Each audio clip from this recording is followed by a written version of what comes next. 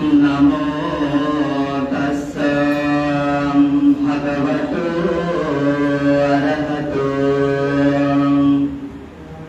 सम्मा सम्बुद्दस्सै नमो तस्सै भगवतो अरहतो सम्मा सम्बुद्दस्सै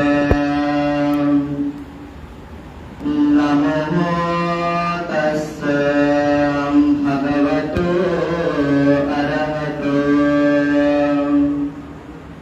सम्मा सम्बुद्दस्सै कथमं च भिक्खवे भिक्खो दुःखनिरोधगामिनी प्रतिपदाम् अरिय सच्चनयमेव अरियो अट्टङ्गीकमग्गो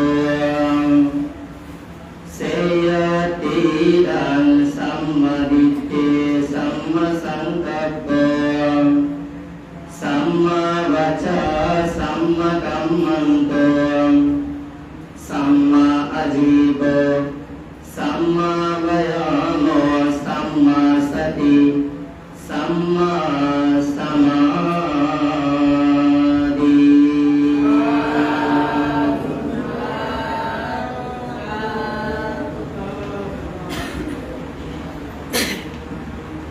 सर्वप्रथमे সেই জগৎপূজ্য মহাকারণিক তথাগত সম্যক সম্পূজ্যের চরণ তলে শ্রদ্ধা চিত্তে অবনত শিরে বন্দনা নিবেদন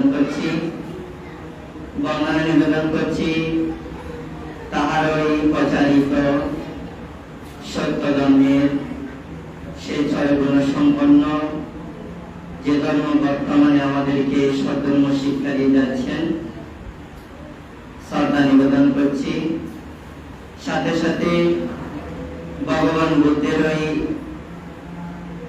যে প্রতিষ্ঠিত যে সঙ্গ নয় গুণ সম্পন্ন সঙ্গ, সাথে সাথে যে মঙ্গলীপুত্র তিস্য পরম্পরায় যে তেরোবাদী নীতি আদর্শকে ধারণ করে ভিক্ষু সঙ্গ বর্তমান অবধি আমাদেরকে যে ধর্ম শিক্ষা দিয়ে যাচ্ছেন সেই সঙ্গের চরণ করে বন্দনা নিবেদন করছি।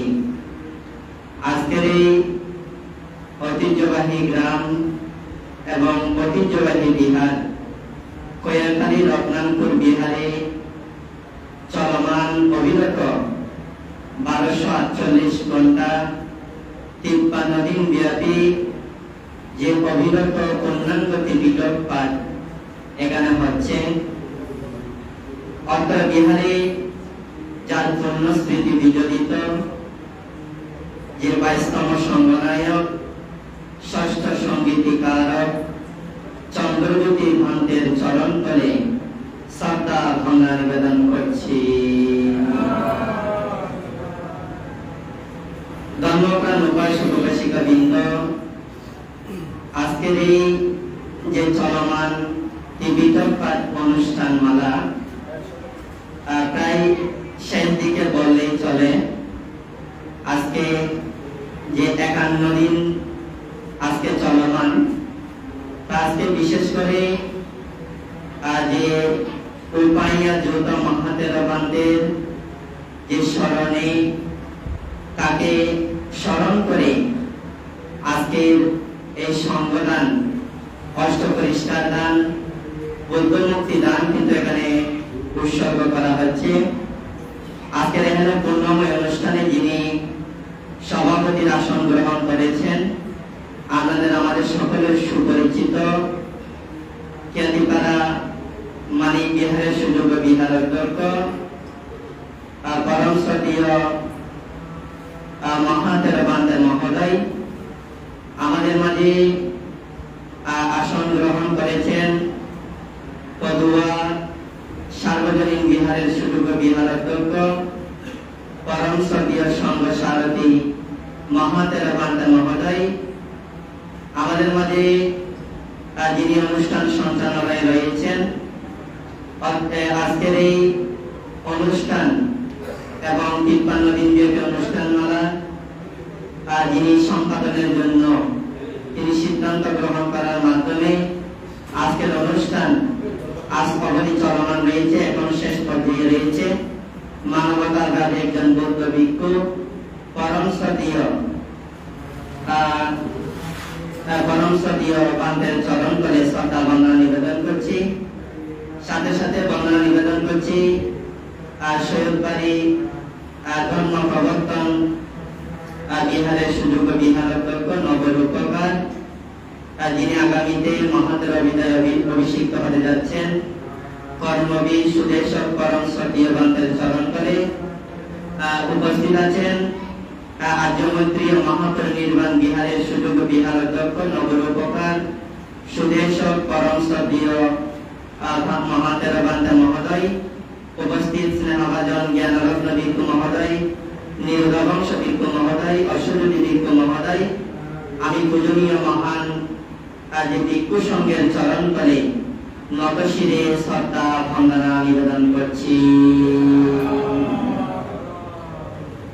ধর্মপ্রাণ উপাসক উপাসিকা বৃন্দ,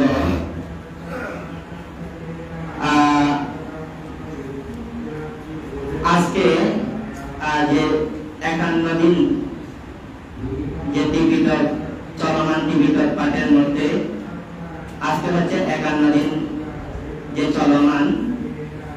আজকে আপনারা ইতিমধ্যে অবগত হয়েছেন যে দেশনার বিষয় এখানে নির্ধারিত হয়েছে যে আর্যষ্টাঙ্গিক মার্গ। আর্যষ্টাঙ্গিক মার্গ সম্পর্কে আমি যে দেশনা করার প্রারম্ভে যে একটি গাথা আপনাদের সম্মুখে আমি ভাষণ করেছি, তো বলা হচ্ছে সেই গাথার মতো বলা হচ্ছে যে গাথাটি ভাষণ করেছি সেই গাথাটা কিন্তু যে ভগবান বুদ্ধ মহাসাতিপাট্টান সূত্রের মধ্যে যে এই গাথাটি তিনি সেখানে ভাষণ করেছিলেন। যে গাথার মধ্যে ভগবান বুদ্ধ বলেছিলেন, হে ভিক্ষুগণ, দুঃখ থেকে মুক্তির উপায় হচ্ছে, অর্থাৎ দুঃখ থেকে মুক্তির উপায় কি? দুঃখ থেকে মুক্তির উপায় হচ্ছে আর্যষ্টাঙ্গিক মার্গ। সেগুলো কি? সম্যক দৃষ্টি, সম্যক সংকল্প, সম্যক বাক্য, সম্যক কর্ম, সম্যক জীবিকা, সম্যক ব্যায়াম, সম্যক স্থিতি, সম্যক সমাধি। অর্থাৎ এই 8টা মার্গই হচ্ছে আর্যষ্টাঙ্গিক মার্গ। তো ভগবান বুদ্ধ এভাবে যে 4 স্থিতি যে মহাসাতিপাট্টান সূত্রের মধ্যে যে দুঃখ মুক্তির উপায় আর্যষ্টাঙ্গিক মার্গের কথা তিনি বলেছেন। তো এই যে দুঃখ মুক্তির উপায় বা আর্যষ্টাঙ্গিক মার্গ সম্পর্কে বলতে গেলে এর আগে বা পেছনে একটু করে বলতে হয়।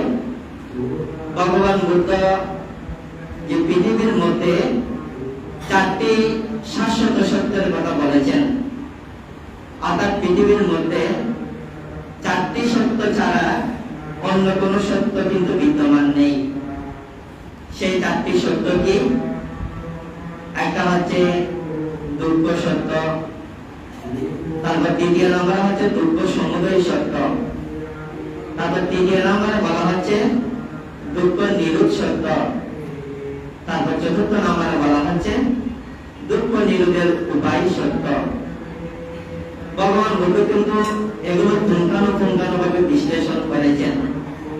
ধর্মপ্রাণ উপাসক উপাসিকা বৃন্দ, এখন যদি আপনাকে যদি প্রশ্ন করা হয় ধর্মটা আসলে কি, এই যে আমরা ধর্ম পালন করি বা আমরা ধর্ম বলে থাকি, ধর্মটা আসলে কি?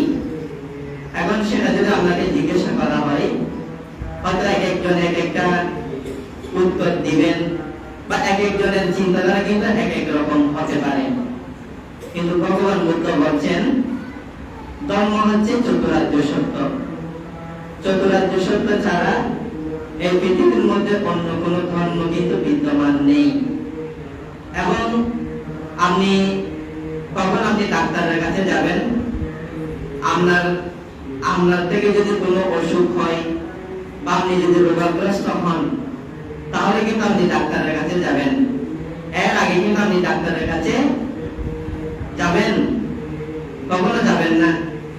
ধরুন আপনার থেকে জ্বর উঠলো বা আপনার শরীরের মধ্যে ব্যথা উৎপন্ন হলো বা কোনো একটা রোগ আপনার শরীরের মধ্যে উৎপন্ন হলো, তখন কিন্তু আপনি ডাক্তারের কাছে যাবেন।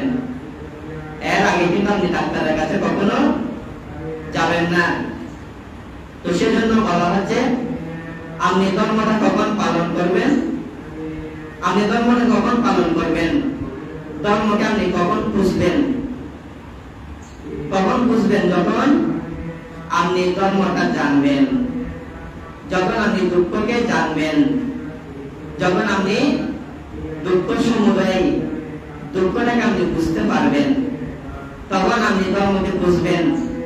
ওই যে তখন আপনি কার কাছে যাবেন? ডাক্তারের কাছে যাবেন। সেটা কি ভুল? সেটা তো ভুল নয়, সেটা কিন্তু 100% সঠিক। তো ঠিক তদ্রূপভাবে বলা হচ্ছে আপনি কখন ধর্ম পালন করবেন? যখন আপনি ধর্মটা জানবেন, তখন সেটা পালন করার জন্য আপনি কি হবেন? ব্যাকুল হবেন। আপনি সেটা পালন করতে চাইবেন। আর আপনি যদি ধর্ম সম্পর্কে যদি না জানেন, অর্থাৎ ধর্মটা কি, অর্থাৎ প্রকৃত সত্য ধর্ম কি, সেটা যদি আপনি না জানেন, তাহলে আপনি ধর্মের প্রতি কখনো কি হবেন না? মনোযোগী হবেন না। আপনি কখনো ধর্মটা পালন করার জন্য আপনার মনটা কি হবে না? আগ্রহ বা অগ্রসর হবে না। তো সেজন্য বলা হচ্ছে আপনি যখন এই যে দুঃখকে জানবেন, দুঃখ সমুদয় দুঃখটাকে যখন আপনি বুঝতে পারবেন, হ্যাঁ এই পৃথিবীর মধ্যে যে দুঃখ আছে সেটা সত্য, দুঃখ যে আছে সেটা সত্য। এই যে দুঃখের কথা বলতে গিয়ে ভগবান বুদ্ধ যে 8টা দুঃখের কথা বলেছেন, সেই 8টা দুঃখগুলো কি বলা হচ্ছে? 4টা শারীরিক দুঃখ। 4টা হচ্ছে কি? শারীরিক দুঃখ। জন্ম দুঃখ, জন্ম যে দুঃখ সেটা কিন্তু আমরা বুঝতে পারি না। সেটা আমরা কিভাবে বুঝতে পারি? একজন সন্তান যখন জন্মগ্রহণ করেন, একজন সন্তান যখন কি করেন? একজন সন্তান যখন জন্মগ্রহণ করেন, তিনি কান্না করেন। কারণ কি? দুঃখ পেয়েছেন। এই যে জন্ম যে দুঃখ, সেটা কিন্তু একমাত্র একজন ব্যক্তি তিনি বুঝতে পেরেছিলেন, সেটা হচ্ছে যে আমাদের যে শিবলীর মহাস্তবী, তিনি কিন্তু জন্ম দুঃখের কথা তিনি বুঝতে পেরেছিলেন। কারণ তিনি মাতৃ জঠরের মধ্যে 7 বছর 7 মাস 7 দিন তিনি সেখানে অবস্থান করেন। অর্থাৎ 7 বছরের একজন সন্তান, তার কিন্তু বোঝার ক্ষমতা কিন্তু একটু একটু হয়। তার যে ভালো মন্দ বোঝার ক্ষমতা, সুখ দুঃখ বোঝার ক্ষমতা, সেটা কিন্তু একটু একটু হয় যখন সেই যে ভগবান বুদ্ধের যে আর্য শ্রাবক মহাশ্রাবক যে সারিপুত্র বান্ধে যে ধর্ম সেনাপতি, তিনি যখন শিবলীর মহাস্তবীকে বলেছিলেন তুমি কি পুনরায় জন্মগ্রহণ করতে চাও, তখন শিবলী কুমার বলেছিলেন, অর্থাৎ শিবলী কুমারকে প্রশ্ন করেছিলেন আর কি, তখন তিনি বলেছিলেন আমি পুনরায় মাতৃজঠরের মধ্যে প্রতিসন্ধি গ্রহণ করতে চাই না। কেন চাই না? তখন তিনি বলেছিলেন, অর্থাৎ নরকের সাথে, যে লোকভূমি নরকের সাথে, অর্থাৎ সেখানে কিরকম কষ্ট ভোগ করতে হয় সেটা তিনি সেখানে উপলব্ধি করতে পেরেছিলেন। তখন যে আমাদের সারিপুত্র বান্ধে তিনি শিবলী কুমারকে বললেন তুমি সেই দুঃখের কথাগুলো তুমি স্মরণ করো। এই যে দুঃখের কথাগুলো যখন স্মরণ করতে করতে তিনি মার্গফল তিনি লাভ করতে পেরেছিলেন শিবলী কুমার। তো তিনি কিন্তু দুঃখ, জন্ম দুঃখ সেটা কিন্তু তিনি বুঝতে পেরেছিলেন। তারপর বলা হচ্ছে জরা দুঃখ, অর্থাৎ যখন আপনি বৃদ্ধ হবেন তখন আপনার যে পৃথিবীতে কিরকম কষ্ট, পৃথিবীটা কিন্তু তখন আপনার কাছে অসহায় অসহায় লাগবে। তার বলা হচ্ছে ব্যাধি দুঃখ, যখন শরীরের মধ্যে রোগ ব্যাধি উৎপন্ন হবে, বিভিন্ন ধরনের অনেক বড় বড় রোগ ব্যাধি আছে না, যেগুলোর কারণে মানুষ মানে দুঃখকে একদম কাছ থেকে দেখে, দুঃখকে একদম কাছ থেকে দেখে, বলা হচ্ছে ব্যাধি দুঃখ। তারপর বলা হচ্ছে মৃত্যু দুঃখ, মৃত্যুবরণ করাটাও কিন্তু দুঃখ। যখন একজন মানুষ মৃত্যুবরণ করেন তখন কিন্তু তিনি দুঃখ পান, তো সেটাও দুঃখ। তারপর এটা হচ্ছে চারটা হচ্ছে কি শারীরিক দুঃখ, আর চারটা হচ্ছে মানসিক দুঃখ। সেগুলোকে আপনার প্রিয় বিয়োগ দুঃখ, অপ্রিয় সংযোগ দুঃখ, স্মৃত বস্তু অলাভজনিত দুঃখ, যাহা চাই তাহা না পাওয়ার দুঃখ, সংক্ষেপে পঞ্চ উপাদানের স্কন্ধ দুঃখ। চারটা শারীরিক দুঃখ, চারটা মানসিক দুঃখ। এই যে চারটা শারীরিক দুঃখ, চারটা মানসিক দুঃখ, এগুলো যিনি উপলব্ধি করবেন, যখন তিনি দুঃখগুলো সম্পর্কে কি করবেন জানবেন, তখন তিনি দুঃখ মুক্তির উপায়, অর্থাৎ এই দুঃখ থেকে কিভাবে আমি মুক্তি পাবো, সে রাস্তাটা কিন্তু তিনি খুঁজবেন। খুঁজবেন নাকি খুঁজবেন না? তিনি যখন দুঃখকে জানবেন, তখন তিনি এই যে দুঃখ থেকে মুক্তির উপায় তিনি কিন্তু সন্ধান করবেন। এই যে দুঃখ মুক্তির উপায় ভগবান বুদ্ধ বলছেন কি আর্যষ্টাঙ্গিক মার্গ। আর্যষ্টাঙ্গিক মার্গ, যেমন বিভিন্ন ভাবে কিন্তু দুঃখ উৎপন্ন হয়, বিভিন্ন ভাবে দুঃখ উৎপন্ন হয়। যেমন আমরা যেহেতু বান্ধে যখন হয়ে গেছি, হয়তো অনেকেই বলে, যেমন ভিন্ন ধর্মের যারা মানুষ, বিশেষ করে তারা বলে যে আপনারা তো বান্ধে মানে বান্ধারা তো কি করেন না, সংসার করেন না, তাহলে বংশের প্রদীপ্ত জ্বলবে না। এরকম কথা কিন্তু অনেক সময় বলে। তো এই যে অনেকে মনে করেন বিবাহ করা বা সংসার করা এটাকে সুখ মনে করে, এরকম যারা মনে করে সেরকম তারা কিন্তু আমাদেরকে অনেক সময় প্রশ্ন করে। যেমন একজন মানুষ, ধরেন আপনার কি আছে, স্ত্রী আছে, একজন দম্পতি স্বামী স্ত্রী, ধরুন তাহার কি আছে, স্ত্রী আছে, সন্তান আছে, সন্ততি আছে, আত্মীয় স্বজন আছে। ধরুন স্বামী স্ত্রীর কাছে কিছু কামনা করে বা কিছু আশা করে, বা সন্তানের কাছে, ছেলে মেয়ের কাছেও কিছু কি করে আশা করে। দেখা যাচ্ছে হয়তো আপনি সন্তানের কাছে একটা আশা করলেন কি আমার সন্তান ভালো হবে, সৎ পথের মধ্যে জীবন যাপন করবে, কিন্তু দেখা গেল আপনার সন্তান আপনার মতের বিরুদ্ধে, তখন আপনার থেকে দুঃখ উৎপন্ন হচ্ছে নাকি হচ্ছে না? ঠিক তদ্রূপ ভাবে আমরা কিন্তু বিভিন্ন জনের কাছে বিভিন্ন কিছু কি করি, আশা করি। সেটা স্ত্রী হোক, সেটা ছেলে হোক, সেটা মেয়ে হোক, সেটা আত্মীয় স্বজন হোক, সেটা কাছের মানুষ হোক, সেটা দূরের মানুষ হোক, এই যে আশা করা, সেখান থেকে কিন্তু কি হচ্ছে, দুঃখ উৎপন্ন হচ্ছে। তো ওই যে দুঃখটা অনেকে সেভাবে দেখে না, সেজন্য এরকম কি করে প্রশ্ন করে। তারপর এই যে ভগবান বুদ্ধ এই যে দুঃখের কথা বলেছেন, অর্থাৎ যখন আপনি ডাক্তারের কাছে যাবেন, তখন কি কারণে আপনার সমস্যা হয়েছে বা কি কারণে আপনার রোগ হয়েছে শরীরের মধ্যে, এবং সেই রোগটা দূর করতে হলে আপনাকে কি কি ওষুধ দিতে হবে, সেটা ডাক্তার কি করেন, চিন্তা করেন। ঠিক তদ্রূপভাবে ভগবান বুদ্ধ এই যে আর্যষ্টাঙ্গিক মার্গের কথা বলেছেন, দুঃখ নিরোধের উপায়, চতুরার্য সত্যের যে চতুর্থ সত্য হচ্ছে কি দুঃখ নিরোধের উপায়। তো এই যে দুঃখ নিরোধের উপায় কি, সেটা হচ্ছে আর্যষ্টাঙ্গিক মার্গ। বলা হচ্ছে এই যে আর্যষ্টাঙ্গিক মার্গ অনুরূপ অর্থাৎ আর্যাষ্টাঙ্গিক মার্গ অনুসরণ করে যদি জীবন যাপন করে, তাহলে এই যে ভব সংসারের মধ্যে 31 প্রকার লোকভূমির মধ্যে যে বারবার জন্মগ্রহণ করে মৃত্যুবরণ করে আমরা যে দুঃখগুলো ভোগ করছি, এই দুঃখগুলো থেকে মুক্তি পাওয়ার একমাত্র উপায় কি? আর্যাষ্টাঙ্গিক মার্গ।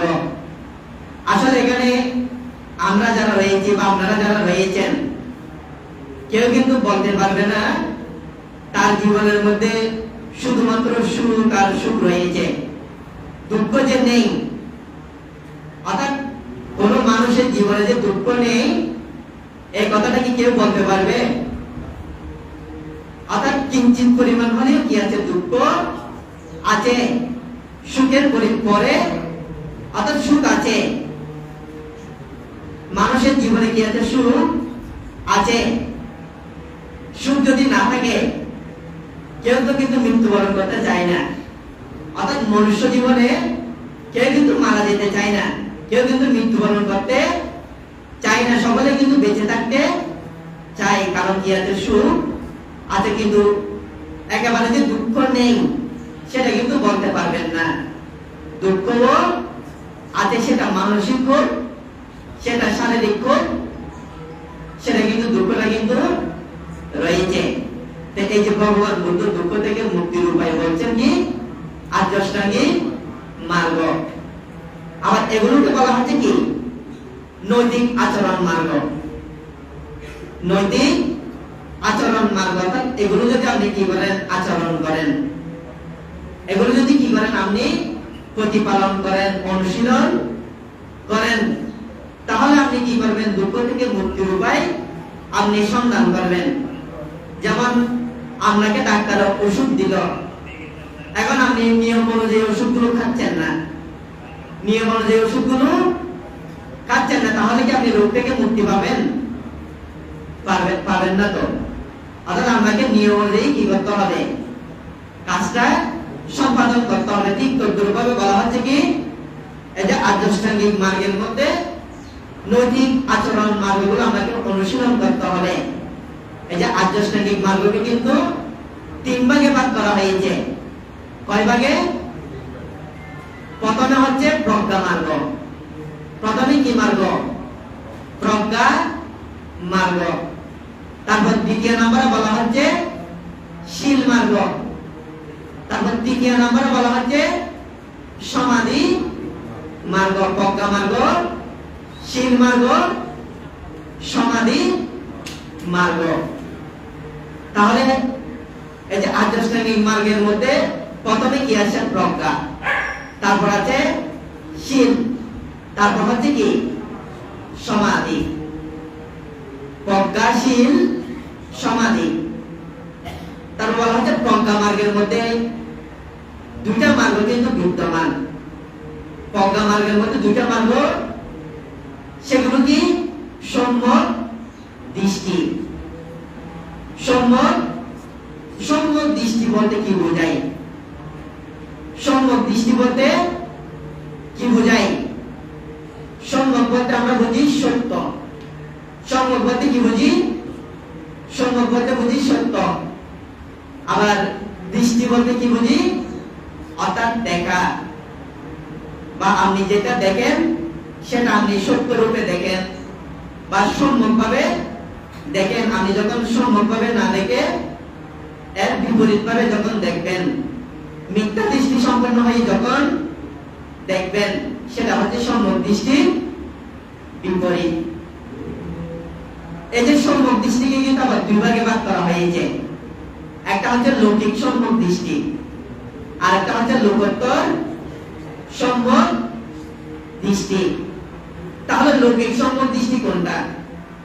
লৌকিক সম্যক দৃষ্টি হচ্ছে বলা হচ্ছে সাব্বে সাত্তা কাম্মাস্তাকা কাম্মায়োনি কাম্মা বন্ধু কাম্মা পরিসরণা ইয়াং কাম্মান কারিসামি কল্যাণং বা পাপকং তাসসাদায়দা পরিসামি। আমরা কিন্তু কর্মবাদী। আমরা যারা বৌদ্ধরা রয়েছি বা বৌদ্ধ ধর্মের অনুসারী আমরা যারা রয়েছি, আমরা কিন্তু কর্মবাদী। আপনি যখন কর্মফলকে যখন বিশ্বাস করবেন, আপনি যদি কি করেন কর্মফলকে বিশ্বাস করবেন, জন্ম জন্মান্তরকে যখন আপনি বিশ্বাস করবেন, জগতের মধ্যে স্বর্গ নরক যে রয়েছে সেটা যখন আপনি বিশ্বাস করবেন, আপনি কিন্তু কিসের মধ্যে থাকবেন? সম্যক দৃষ্টির মধ্যে আপনি থাকবেন। আবার বলা হচ্ছে এই যে লোকোত্তর সম্যক দৃষ্টি হচ্ছে কোনটা? অর্থাৎ যে সম্যক দৃষ্টির কারণে আপনি কি পাবেন? মার্গফল লাভ করতে আপনি সচেষ্ট হবেন বা মার্গফলের দিকে আপনি অগ্রসর হবেন। সেটা হচ্ছে কি লোকোত্তর সম্যক দৃষ্টি। যেমন বলা হচ্ছে দুঃখে আনন্দ, দুঃখের সমুদয়ে আনন্দ, দুঃখ নিরোধে আনন্দ, দুঃখ নিরোধ প্রতিপদায় আনন্দ। অর্থাৎ দুঃখে জ্ঞান, দুঃখ সমুদয়ে জ্ঞান, দুঃখ নিরোধে জ্ঞান, দুঃখ নিরোধের উপায় জ্ঞান। যেমন আমার নিজের জীবনের সাথে একটা বলি। প্রথমে আমি মনে করতাম এই যে মানুষের শরীরের মধ্যে যে অস্থিগুলো রয়েছে, যেমন হাড়গুলো রয়েছে, হাতের মধ্যে রয়েছে, পায়ের হাড়গুলো রয়েছে, আমি প্রথমে মনে করতাম কি এগুলো অনেক শক্ত, মানে এগুলো মানে অনেক শক্ত, মানুষের হাড়গুলো অনেক শক্ত। তো এটাকে আমি দেখার জন্য একদিন শ্মশানের মধ্যে গেলাম, অর্থাৎ যেখানে মানুষ কি করে দাহ করে। তো একজন মানুষকে যে দাহ করছে সেটা কিন্তু আমি দেখলাম। যখন দেখলাম যে পায়ের যে হাড়গুলো রয়েছে সেগুলো যখন আগুনের মধ্যে পড়ল, সেগুলো কি গলে যাচ্ছে, সেগুলো তখন কি হয়ে যাচ্ছে? গলে যাচ্ছে। তো এই যে যারা কি করেন দাহ কার্যটা সম্পাদন করেন, এরকম অনেক আছে না সমাজের মধ্যে, সেখানে কিন্তু একটা কি আছে? দর্শন আছে। সেখানে কিন্তু একটা কি আছে? দর্শন আছে। ওই যে তিনি যদি এভাবে যদি দর্শন করেন, এই যে আমার শরীরটাও তো এরকম অনিত্য, আমার শরীরটাও এরকম কি হয়ে যাবে? বিলীন হয়ে যাবে। অর্থাৎ শরীর নিয়ে কিন্তু আমরা অনেকে অনেক কিছু মনে করি। যখন আমরা সুস্থ আছি তখন এটাকে নিয়ে অনেক কিছু কি করি। যখন শরীরের মধ্যে বল শক্তি থাকে, অনেকে বলে না মানে কি আলো নড়ে, এরকম অনেক সময় বলে। তো এই যে যখন এভাবে যখন দর্শন করবেন, অর্থাৎ শরীরকে যখন আমি যখন এভাবে দেখলাম, অর্থাৎ মানুষের যে পায়ের যে হাড়গুলো রয়েছে বা হাতের যে হাড়গুলো রয়েছে, প্রথমে মনে করতাম এগুলো অনেক শক্ত, কিন্তু যখন আগুনের মধ্যে পড়ছে তখন এগুলো কি হয়ে যাচ্ছে? একদম বলে যে বিলীন হয়ে যাচ্ছে। তো এখানে যখন আপনি সম্যক ভাবে যখন দেখবেন, সম্যক অর্থাৎ সত্য হবে, যেটা সত্য, সত্য দৃষ্টি দিয়ে যখন দেখবেন, তখন আপনার মনের মধ্যে কি উৎপন্ন হবে? সম্যক দৃষ্টি উৎপন্ন হবে। অর্থাৎ যেটা সত্য, সত্যকে সত্য রূপে দেখা, আপনি অনিত্যকে অনিত্য রূপে জানা, দুঃখকে দুঃখ রূপে জানা। যেটা অনিত্য, যেটা স্থায়ী নয়, যেটা উৎপন্ন হয়েছে আবার ধ্বংস হয়ে যাবে, সেটা হচ্ছে অনিত্য। আর যেটা অনিত্য বলা হচ্ছে সেটা হচ্ছে দুঃখ। যেটা অনিত্য সেটা কি? সেটা হচ্ছে দুঃখ। আর যেটা দুঃখ সেটা হচ্ছে কি? অনাত্মা, সেটা আমার নিজের নয়। তো এভাবে যখন আপনি দেখবেন, তখন আপনি কি করবেন? সম্যক দৃষ্টি আপনি দর্শন করবেন। এবং এর বিপরীত ভাবে যদি আপনি দর্শন করেন, অর্থাৎ এতক্ষণ পর্যন্ত যেগুলো বললাম, অর্থাৎ সম্যক ভাবে দর্শন না করে, দুঃখকে দুঃখ রূপে না জেনে দর্শন না করে যদি আপনি সুখ রূপে যদি দর্শন করেন, এই যে শরীরটা রয়েছে, এই শরীরটাকে যদি আপনি যে অনিত্য দিয়ে না দেখে যদি নিত্য দিয়ে যদি দর্শন করেন, তাহলে আপনি কিসের মধ্যে আছেন? মিথ্যা দৃষ্টির মধ্যে আছেন। এটাই হচ্ছে সম্যক দৃষ্টি। আর কি অর্থাৎ সম্যক দৃষ্টির বিপরীত মিথ্যা দৃষ্টি, পার্থক্য। যেমন বলা হচ্ছে স্বামী স্ত্রী দুজনে কি করছেন, ঝগড়া করলেন। ঝগড়া করার পরে এখন স্ত্রী বাপের বাড়ির মধ্যে চলে যাচ্ছেন। পর্বত থেকে একজন বৌদ্ধ ভিক্ষু অর্থাৎ সাধক, তিনি যখন পর্বত থেকে নেমে আসলেন পিণ্ডচারণ করার জন্য, তখন ওই যে স্ত্রী লোকটা যিনি চলে যাচ্ছেন বাপের বাড়ি ঝগড়া করে, তিনি ওই ভিক্ষু বা স্থবিরকে দেখে তার মনের মধ্যে কি উৎপন্ন হলো, কামতৃষ্ণা বা কামনা উৎপন্ন হলো। তখন তিনি ওই ভানটাকে দেখতে কি করলেন, হাসলেন। কিন্তু ওই ভানটা কি দর্শন করলেন, ওই ভানটা যে তিনি যে হাসলেন, তখন অর্থাৎ দাঁতগুলো দর্শন করে সেগুলো সেখানে কি উৎপন্ন করলেন, অনিত্য জ্ঞান উৎপন্ন করার সাথে সাথে তিনি কি করলেন, মার্গফল তিনি লাভ করলেন, অর্থাৎ অরহত্ত মার্গফল তিনি সেখানে লাভ করলেন। তাহলে এই যে তিনি কিভাবে দেখলেন, সেটাকে সম্যক দৃষ্টি দিয়ে তিনি দেখলেন। তখন তার স্বামী যখন ওই ভান থেকে জিজ্ঞেস করলেন, স্ত্রী তো চলে গেছে, তখন স্বামী জিজ্ঞাসা করলেন, এই পথ দিয়ে কি আপনি কোন একটা স্ত্রীকে যেতে দেখছেন? তখন তিনি ভানটা বললেন, এই পথ দিয়ে আমি কোন স্ত্রীকে যেতে দেখি নাই, একটা অস্থিপুঞ্জ একটা মাংসের পিণ্ড এদিকে চলে গেছে বা এরকম। অর্থাৎ এই যে সম্যক দৃষ্টি কোনটাকে বলা হচ্ছে, এভাবে যখন এই যে ভগবান বুদ্ধ যে সাতিপাট্টার সূত্রের মধ্যে যে বলতে গিয়ে বললেন, দুঃখে জ্ঞান, দুঃখ সমুদয়ে জ্ঞান, দুঃখ নিরোধে জ্ঞান, এটাই হচ্ছে কি সম্যক দৃষ্টি। এভাবে যখন আপনি জ্ঞান উৎপন্ন করবেন, অনিত্য দুঃখ অনাত্মার বিষয়ে যখন আপনি জ্ঞান উৎপন্ন করবেন, শরীরকে নিয়ে যখন এভাবে যে ত্রিলক্ষণ ভাবনা করবেন, শরীরের কিন্তু সবকিছু কিন্তু অনিত্য। যে দশ সংযোজনের মধ্যে যে সবকে দৃষ্টি একটা বলা হয়, অর্থাৎ আমার শরীর মনে করা, এই যে চুলগুলো রয়েছে এগুলো আমার, চোখগুলো রয়েছে এগুলো আমার, দাঁতগুলো রয়েছে এগুলো আমার, শরীরের যে ত্বক রয়েছে এগুলো আমার, এগুলো তো থাকবে না, এগুলো সেকেন্ডে সেকেন্ডে কি হচ্ছে, পরিবর্তন হচ্ছে।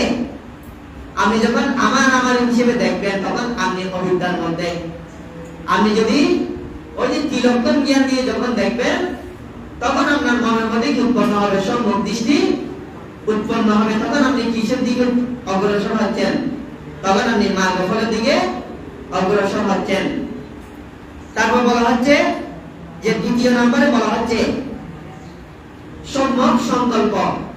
এই যে প্রথমে যেটা বললাম সম্যক দৃষ্টি, এটা হচ্ছে প্রজ্ঞা মার্গ। কি মার্গ? প্রজ্ঞা মার্গ। সম্যক সংকল্প সেটা কি বলা হচ্ছে, তিনটা সংকল্পের কথা বলা হচ্ছে। একটা হচ্ছে কি নৈষ্কর্ম্য সংকল্প। নৈষ্কর্ম্য সংকল্প মানে কি, অর্থাৎ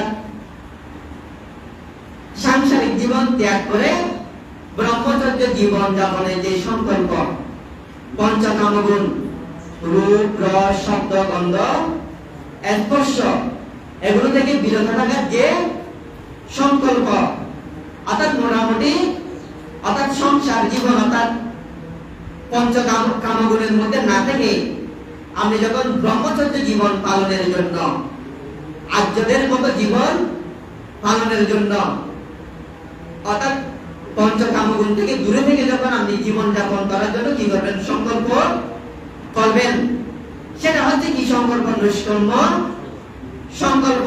সেটা হচ্ছে কি সংকল্প, নৈষ্কর্ম্য সংকল্প। সেটা হচ্ছে একটা বড় সংকল্প। যেমন পঞ্চকামগুণ, যেমন বলা হচ্ছে আমরা যারা ভিক্ষু সংঘরা রয়েছি, আমরা কিন্তু ধরতে গেলে এই সংকল্পের মধ্যে রয়েছি। কারণ সংসার জীবন ত্যাগ করে ব্রহ্মচর্য জীবন যারা প্রতিপালন করছেন বা অষ্টশীল বা গ্রহণ করণের মাধ্যমে যখন যে ব্রহ্মচর্যের মতো জীবন যখন প্রতিপালন করবেন, তখন আপনি কি হচ্ছেন, নৈষ্কর্ম্য সংকল্প আপনি প্রতিপালন করছেন। তার বলা হচ্ছে কি অবিহিংসা সংকল্প। সেটা কি, অর্থাৎ কোন প্রাণীর প্রতি আপনার কি নেই, কোন দেশ নেই, কোন হিংসা নেই। অর্থাৎ ওই যে মৈত্রী সূত্রের মধ্যে বলা হচ্ছে দিকটা বায়ে বা দিকটা এসা দূরে বাসান প্রতি আমি দূরে, যেগুলো দেখা যায়, যেগুলো দেখা না যায়, যেগুলো দৃশ্যমান, যেগুলো দৃশ্যমান, যেগুলো জন্মগ্রহণ করেছে, যেগুলো জন্মগ্রহণ করে নাই, যেগুলো কাছে, যেগুলো দূরের সমস্ত প্রাণীর প্রতি আমি কি বান? মৈত্রী বান। এই যে বলা হচ্ছে যে অবিহিংসা সংকল্প, সেটা হচ্ছে কি? অর্থাৎ অব্যাপাদ সংকল্প, সেটা হচ্ছে কি? এই যে আমি প্রাণীর প্রতি কি উৎপন্ন করা? মৈত্রী বা প্রাণীর প্রতি, কোন প্রাণীর প্রতি আপনার কি নেই? হিংসা নেই, দ্বেষ নেই, সেটাকে বলা হচ্ছে কি? অবিহিংসা সংকল্প। তারপর বলা হচ্ছে কি? অব্যাপাদ সংকল্প। সেটা কি?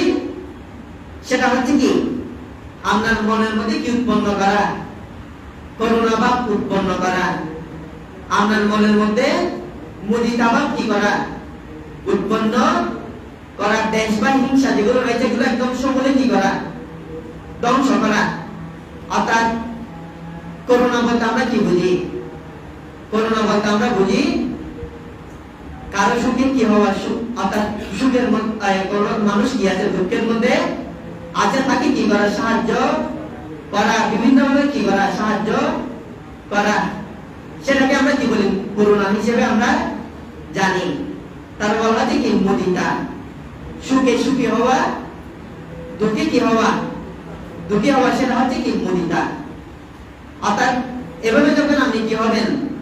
সংকল্প করবেন, কারো প্রতি আমার কি নেই? হিংসা নেই, কারো প্রতি আমার দ্বেষ নেই, আমি সকল প্রাণীর প্রতি কি? মৈত্রীবান, সুখে সুখী, দুঃখে দুঃখী, করুণাবান। এভাবে যখন আপনার মনের মধ্যে সংকল্প আপনি করবেন, সেটা হচ্ছে কি? অব্যাপাদ সংকল্প। তখন আপনি কি করবেন? এভাবে এই সংকল্পের মধ্যে দিয়ে আপনি আস্তে আস্তে মার্গফলের দিকে কি হবেন? অগ্রসর হবেন। এটাকে বলা হচ্ছে কি? সম্যক সংকল্প। অর্থাৎ এগুলো, এই সংকল্পগুলো হচ্ছে কি? সম্যক সংকল্প। যেমন আপনি একটা সংকল্প করলেন কি? কেউ আপনাকে কি করছে? ক্ষতি। কেউ আপনার ক্ষতি করলো, আপনি বললেন কি? সাইলেইমাই, মানে আমি বলে কি লইম? সাইলেইম। অর্থাৎ আপনি কি সম্মুখ সংকল্পের মধ্যে আছেন? সেটা কিন্তু সম্মুখ সংকল্পের কথা নয়, সেটা কিন্তু সম্মুখ সংকল্পের বিপরীত। অর্থাৎ সম্মুখ সংকল্প হচ্ছে কোনটা? যখন আপনি মার্গফল লাভ করার জন্য উপযুক্ত সংকল্প যখন আপনি গ্রহণ করবেন, মার্গফল লাভ করার জন্য উপযুক্ত সংকল্প যখন আপনি গ্রহণ করবেন, সেটা হচ্ছে কি? সম্যক সংকল্প। যেমন একটা কথা আছে, আপনি শুধু যেমন অষ্টশীল গ্রহণ করলেন, এখন অষ্টশীল গ্রহণ করা আর পালন করা, অষ্টশীল গ্রহণ করা পালন করা পার্থক্য আছে নাকি নেই? পার্থক্য আছে। এক সময় একটা মানুষ, অর্থাৎ একজন ডাক্তার আর কি, একটা প্রশ্ন করলেন যে মন না রাঙাতে বসন রাঙালে কি হবে? অর্থাৎ মন না রাঙাতে বসন রাঙালে কি হবে? অর্থাৎ আপনি কি করলেন? অষ্টশীল আপনি গ্রহণ করলেন, অর্থাৎ উপরে আপনি কি করলেন? ভদ্র হলেন, বা অর্থাৎ একজন ব্রহ্মচর্যের মতো আপনি রূপ ধারণ করলেন, কিন্তু আপনি মনের দিক দিয়ে কি নয়? সেটা ধারণ, অর্থাৎ আপনি যে ধারণ করেছেন, কিন্তু আপনি সেটা কি করেন নাই? বরণ করেন নাই। মনে প্রাণে সেটা আপনি ধারণ করেন নাই। তাহলে আপনি কিসের মধ্যে নেই? সম্যক সংকল্পের মধ্যে নেই। অর্থাৎ আপনাকে বরণ করতে হবে, ধারণ করতে হবে, আপনাকে সেটা কি করতে হবে? বরণ করতে হবে। তাহলে আপনি কিসের মধ্যে থাকবেন? সম্যক সংকল্পের মধ্যে থাকবেন। অর্থাৎ যেটা হচ্ছে আপনি যে সংকল্পের মাধ্যমে আপনি মার্গফলের দিকে অগ্রসর হতে পারবেন, সেটা হচ্ছে কি? সম্যক সংকল্প। এই দুটা হচ্ছে কি? প্রজ্ঞা মার্গ। একটা হচ্ছে সম্যক দৃষ্টি, সম্যক সংকল্প। এই দুটা হচ্ছে কি মার্গ? প্রজ্ঞা মার্গ। তারপর বলা হচ্ছে কি শিলমার্গ। শিলমার্গের মধ্যে কি বলা হচ্ছে? শিলমার্গের মধ্যে বলা হচ্ছে সম্যক বাক্য। সম্যক বাক্য আমরা কোনটাকে বুঝি? আমরা তো সবাই বাক্য প্রয়োগ করি। কথা, আপনি যখন কথা বলেন বাক্য তো প্রয়োগ করেন নাকি? তাহলে সম্যক বাক্য কোনটা? সম্যক বাক্য বলা হচ্ছে মুসাবাদা থেকে কি থাকা, বিরত থাকা। মুসাবাদা বলতে আমরা কি বুঝি? যখন আপনি মিথ্যা একটা কথা বলবেন, যখন আপনি মিথ্যা একটা কথা যেটা সত্য নয়, যেটা সত্য নয় সেরকম কথা যখন আপনি বলবেন সেটা হচ্ছে মিথ্যা বাক্য, বা সেটাকে বলা হচ্ছে কি মুসাবাদা। এখন আপনি যে আধ্যাত্মিক মার্গ অনুরূপ জীবন যাপন করবেন, আপনি তো মিথ্যা কথা বলতে পারবেন না। এখন আপনি কি করবেন? আপনি সত্য কথা বলবেন। আপনাকে কি করতে হবে? সত্য কথা বলতে হবে। অর্থাৎ আপনি সত্য বলে আপনি যদি মৃত্যুবরণ করেন, অর্থাৎ আপনি যদি মিথ্যা না বলেন, তাহলে আপনার কি হবে? মৃত্যুবরণ করতে হবে। এমন অবস্থায় আপনাকে কি করতে হবে? সত্য বাক্য বলতে হবে। মিথ্যা বাক্য আপনি বলতে পারবেন না। অর্থাৎ মুসাবাদা থেকে কি থাকা, বিরতি থাকা। তাহলে আপনি কি করবেন? সত্য বাক্য আপনাকে সদা সর্বদা কি করতে হবে? বলতে হবে। অর্থাৎ যেটা সত্য, আপনি যেটা দেখেছেন সেটা দেখছেন বলবেন, যেটা শুনেছেন সেটা শুনছেন বলবেন। অর্থাৎ যেটা সত্য সেটাকে আপনি কি বলবেন? আপনি যখন বলবেন সেটা হচ্ছে কি, অর্থাৎ মিথ্যা বাক্যের বিপরীত, যেটা আমরা কি বলি? সত্য বাক্য বলি। তারপর বলা হচ্ছে কি? তারপর বলা হচ্ছে পিছুনা বাক্য থেকে বিরতি। পিছুনা বাক্য বলতে আমরা কোনটা বুঝি? যে বাক্যের মাধ্যমে আপনি কি করবেন? অর্থাৎ ব্যাটমূলক কথাবার্তা আর কি। পিছুনা বাক্য অর্থাৎ ব্যাট বাক্য। যেমন আপনি এমন একটা কথা বললেন যে কথার মাধ্যমে দুজন বন্ধু, তাদের মধ্যে কি সৃষ্টি হয়ে গেল? ফাটল সৃষ্টি হয়ে গেল, ভেদ সৃষ্টি হয়ে গেল। একদম মানে একদম কি কাছের বন্ধু বা আপনার কোন একটা কাছের প্রতিবেশী, আপনি এমন একটা কথা বললেন যে কথার মাধ্যমে আপনার কি সৃষ্টি হয়ে গেল? সেখানে ওই দুজনের মধ্যে এমন একটা শত্রুতা সৃষ্টি হলো, এমন একটা ভেদ সৃষ্টি হলো যে তারা একজনের মুখ আরেকজনে কি করতে পারে না, দেখতে পারে না। অর্থাৎ তারা একজনের প্রতি আরেকজন এমন ভাবে কি হিংসা উৎপন্ন হলো, দেশ উৎপন্ন হলো। অর্থাৎ একজনের আরেকজনকে দেখলে মানে ঝগড়া করবেন বা মারামারি করবেন, ওইরকম অবস্থা আপনি কি করলেন? সৃষ্টি করলেন। এরকম কি হয়? এরকম হয়তো বাক্যের দ্বারা এরকম কর্ম অনেকেই সম্পাদন করে। সেটাকে বলা হচ্ছে কি পিছুনো বাক্য বা ভেদ বাক্য। বলা হচ্ছে এই বাক্য আপনি প্রয়োগ করতে পারবেন না। আপনাকে কি বাক্য বলতে হবে? মিলন বাক্য। কি বাক্য? মিলন বাক্য, যে বাক্যের মাধ্যমে একজনের সাথে আরেকজনের কি হয়? বন্ধুত্ব সৃষ্টি হয়। অর্থাৎ দুজন শত্রুর মধ্যে যখন কি হয়ে যাবে, অর্থাৎ আপনি এমন একটা কি করলেন, এমন ভাবে আপনি বাক্য প্রয়োগ করলেন, তারা দুজন এমন ভাবে কি হয়ে গেল? ভালো হয়ে গেল। তারা আগে কি ছিল? শত্রু ছিল। আপনি তাদের মধ্যে কি সৃষ্টি করলেন?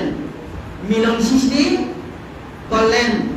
সেটা হচ্ছে কি পিছুনো বাক্য। সেটা হচ্ছে কি পিছুনো বাক্য। যেমন অনেক সময় বলা হচ্ছে দুজন বন্ধুর মধ্যে আপনি এমন একটা সত্য বাক্য বললেন যে বাক্যের কারণে আপনার, অর্থাৎ আপনি যেটা বললেন সেটা কিন্তু সত্য, কিন্তু সেই সত্য বাক্যের প্রভাবে দুজনের মধ্যে কি সৃষ্টি হলো? ফাটল সৃষ্টি। সেরকম বাক্য কিন্তু আপনি বলতে পারবেন না। সেরকম বাক্য আপনি বলতে পারবেন না। সেরকম ঘটনা কিন্তু আমরা ভগবান বুদ্ধের জীবনে একটা দেখি। একজন রাজা, রাজার নামটা কিন্তু মনে পড়ছে না, রাজার স্ত্রী যখন মৃত্যুবরণ করলেন, তখন রাজা ওই ভগবান বুদ্ধের কাছে আসলেন, অর্থাৎ স্ত্রী মৃত্যুবরণ করে কোথায় উৎপন্ন হলেন, অর্থাৎ স্ত্রী মৃত্যুবরণ করে কোথায় গিয়ে উৎপন্ন হলেন। কিন্তু স্ত্রী তো মৃত্যুর পরে কোথায় নরকের মতো উৎপন্ন হয়েছিলেন বা তির্যক কুলে উৎপন্ন হয়েছিলেন। তখন ভগবান বুদ্ধ ওই রাজাকে কি করলেন, এক সপ্তাহ পর্যন্ত ঘুরালেন। অর্থাৎ রাজাকে এমন ভাবে ধর্ম দেশনা করতেন, রাজা যে প্রশ্নটা নিয়ে ভগবান বুদ্ধের কাছে আসতেন সেটা কি করতেন, রাজা ভুলে যেতেন। তো এভাবে মানে এক সপ্তাহ পরে রাজাকে কি দিলেন, সুযোগ দিলেন।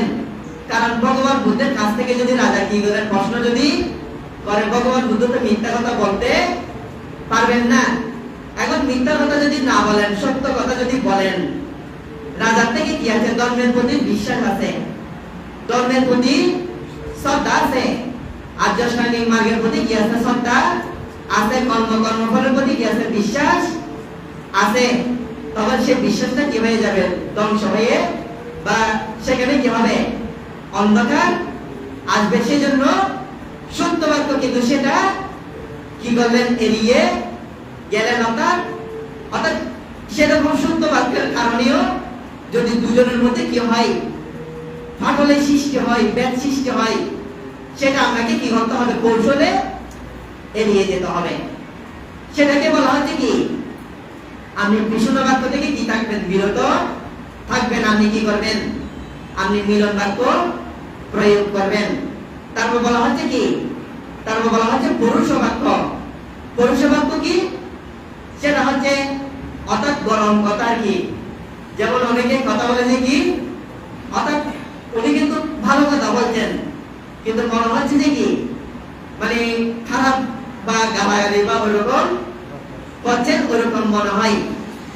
এরকম একটা ঘটনা আছে কি, একজন রানী, একজন রাজপুত্র তখন তার মাকে বলছেন, অর্থাৎ একটা উপমা দিয়ে বললেন আর কি, যখন কাক যখন ডাকে, কাক যখন কি করে ডাকে, তখন মানুষ কি হয়, বিরক্ত হয়।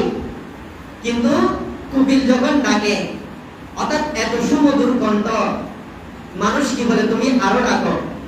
কুকিল তো এরকম বলে না, মানে কুকুলের কণ্ঠস্বরটা কি হয়, শুনতে কি লাগে, মধুর লাগে। তো বলা হচ্ছে কি, আপনি পুরুষ বাক্য প্রয়োগ করবেন না, যে বাক্যের কারণে কি হবে, অর্থাৎ আরেকজন কষ্ট পাবে, অর্থাৎ গরম কথা আর কি। অর্থাৎ আপনাকে কি করতে হবে, মধুর বাক্য ভাষণ করতে হবে, যে বাক্য শুনে আরেকজন কিভাবে প্রীতি পাবে, সুখ পাবে, আনন্দ পাবে, সেরকম বাক্য আপনাকে কি করতে হবে, প্রয়োগ করতে হবে। তারপর আরেকটা বাক্য, সেটা হচ্ছে কি, সম্প্রলাপ। সেটা হচ্ছে কি, সম্প্রলাপ।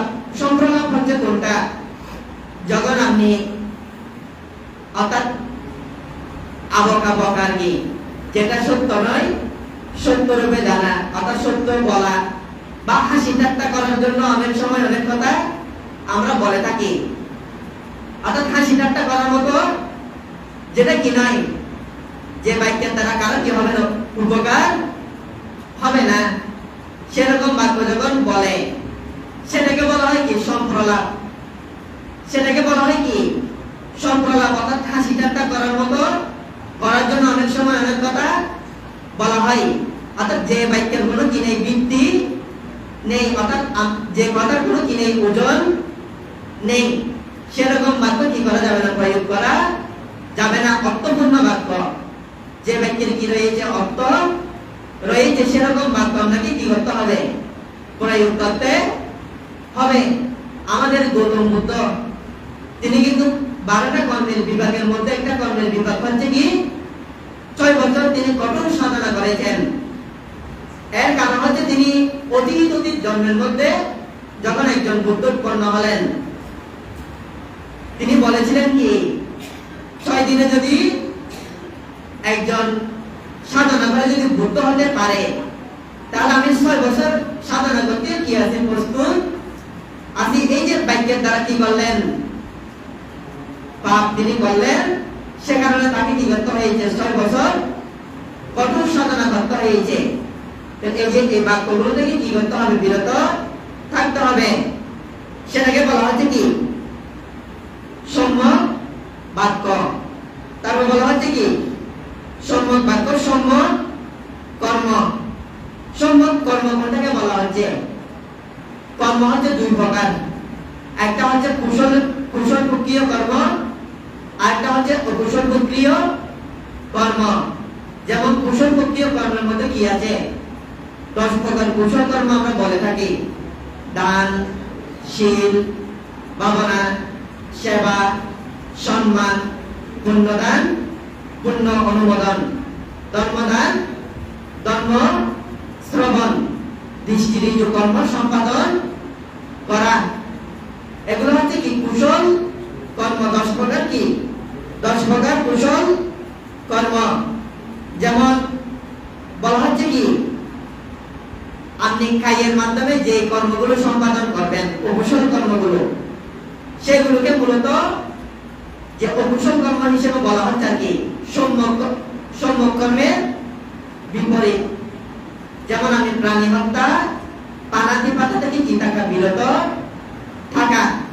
তারপর বলা হচ্ছে কি আদিন্নাদানা থেকে কি থাকা, বিরত থাকা।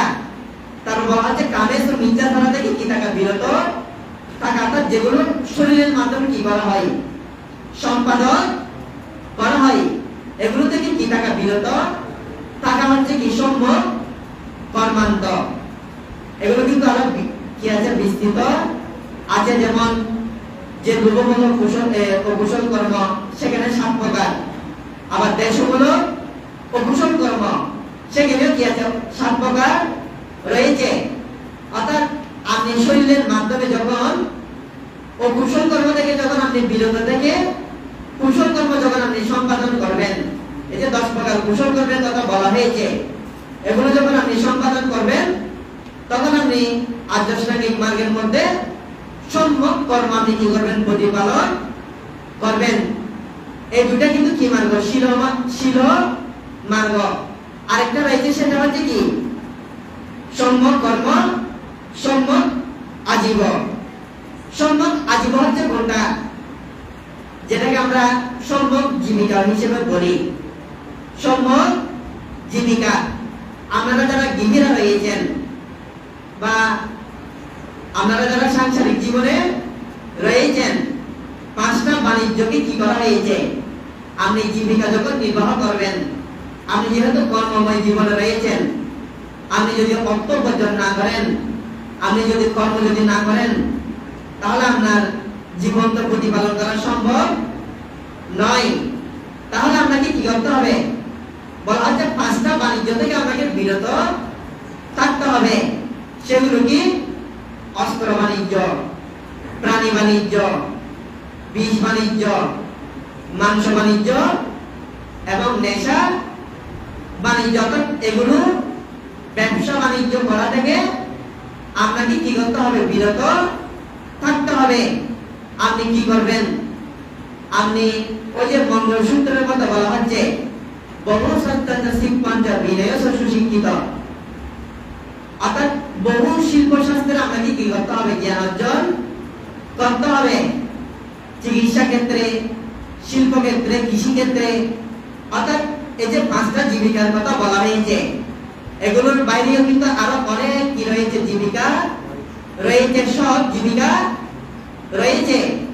এই জীবিকাগুলোর মাধ্যমে আপনি কি করবেন, এই জীবিকাগুলোর মাধ্যমে আপনি জীবন আপনি কি করবেন, প্রতিপালন করবেন।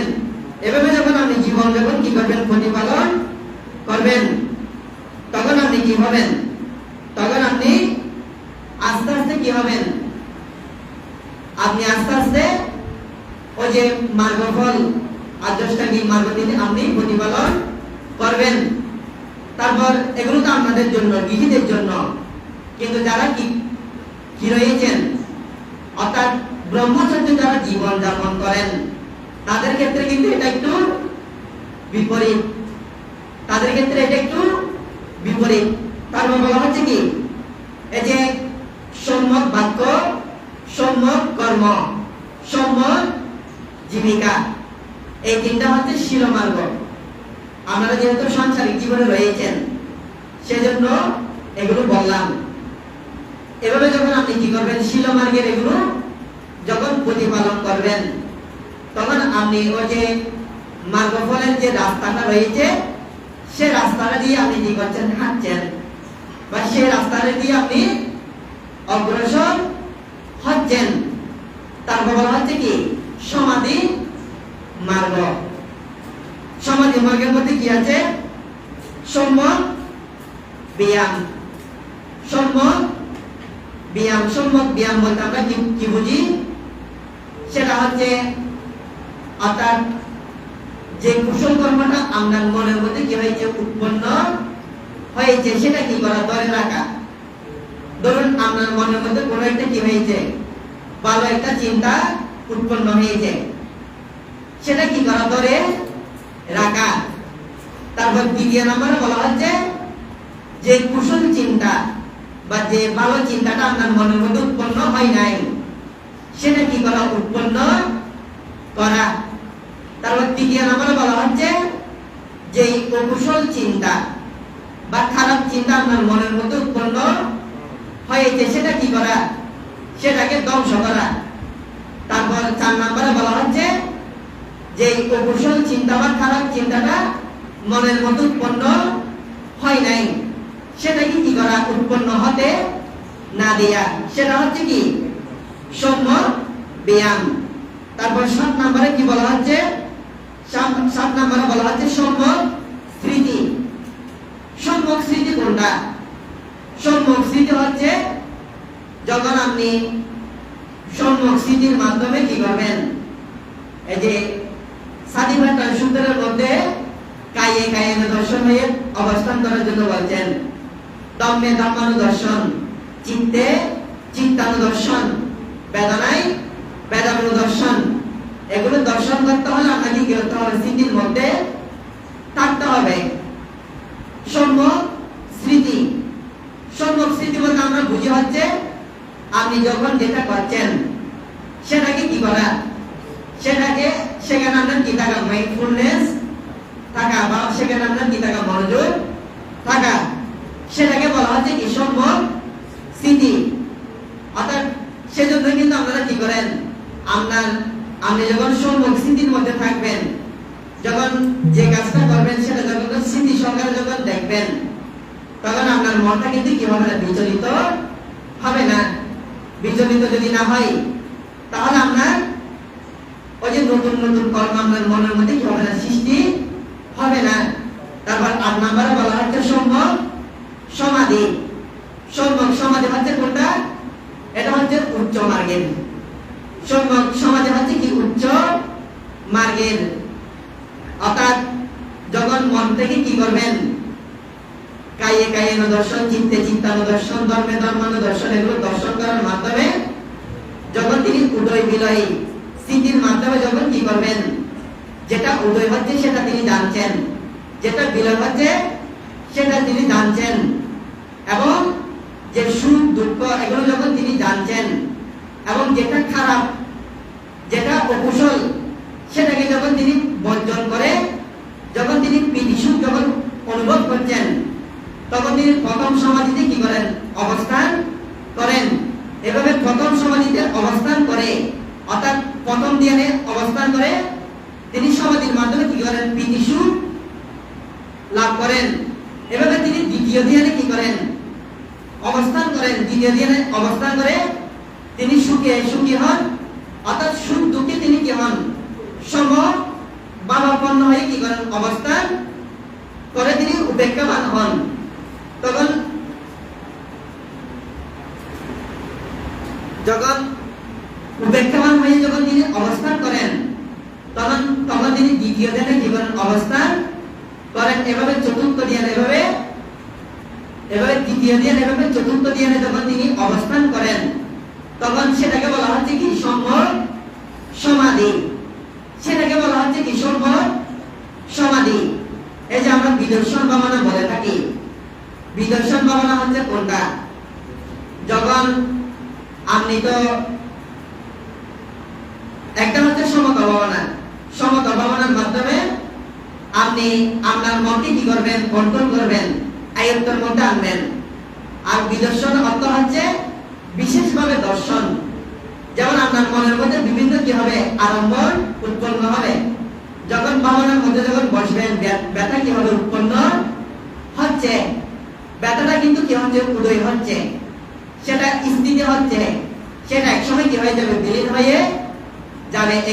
এভাবে যখন আপনি অবস্থান করবেন, এভাবে যখন আপনি জানবেন, এটাকে জানাই হচ্ছে কি বিদর্শন ভাবনা। এভাবে যখন আপনি জেনে জেনে যখন কি করবেন, অবস্থান করবেন, আপনি সুখ দুঃখে যখন সমভাবাপন্ন হবেন, তখন আপনি সমাজের একটা স্তরের মধ্যে কি হবেন, আপনি উন্নত অর্থাৎ স্থির হয়ে যাবেন। আপনি একটা পর্যায়ে কি হয়ে যাবেন, স্থির হয়ে যাবেন। সেটাকে বলা হচ্ছে কি সম্যক সমাধি। এই যে সমাধি মার্গের মধ্যে হচ্ছে কি সম্যক স্থিতি, সম্যক ব্যায়াম, সম্যক সমাধি। তাহলে আমরা আধ্যাত্মিক মার্গের মধ্যে তিনটা কি পেলাম। একটা হচ্ছে কি প্রজ্ঞা মার্গ, তারপর দ্বিতীয় নাম্বার বলা হচ্ছে শীল মার্গ, তৃতীয় নাম্বার বলা হচ্ছে সমাধি মার্গ। এটাই হচ্ছে কি দুঃখ থেকে মুক্তির উপায়। এভাবে যখন একজন মানুষ যখন এগুলো যখন তার জীবনের মধ্যে যখন প্রতিপালন করেন, তাহলে এভাবে তিনি আস্তে আস্তে কি হন, এভাবে তিনি আস্তে আস্তে দুঃখ থেকে মুক্তির উপায় লাভ করতে বা মার্গফল লাভ করতে তিনি অগ্রসর হন। আর এটাই হচ্ছে ভগবান বুদ্ধের যে দুঃখ থেকে মুক্তির উপায়।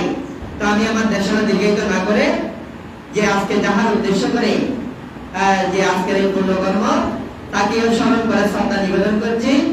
আসন্ন ভবিষ্ঠ সকল মহান ভিক্ষু সঙ্গের জলন্তরে আমি আবারও নতশিরে কৃতজ্ঞ চিত্তে যে শ্রদ্ধা বন্দনা জ্ঞাপন করে আপনারা যারা আজকের এই যে অনুষ্ঠানের মধ্যে উপস্থিত হয়ে এই ধর্ম দেশনা আপনারা শ্রবণ করার মাধ্যমে মনের মধ্যে সম্যক জ্ঞান আপনারা যে উৎপন্ন করছেন, আপনাদের সকলকে আমার যে জন্মান্তরের আশীর্বাদ সহ বর্তমান বিক্ষুব্ধ জীবনে যে শীল সমাধি প্রজ্ঞাময় যে পুণ্যরাশি আপনাদের উদ্দেশ্যে নিবেদন করে নির্বাণাচ্ছ পাত্রই হয়তো আমাদের নির্বাণ লাভের হেতু যাতে উৎপন্ন হয়, সেই প্রার্থনা করে, সে আশীর্বাদ করে আমার যে আজকের এই ধর্ম দেশনা এখানে পরিসমাপ্তি করছি।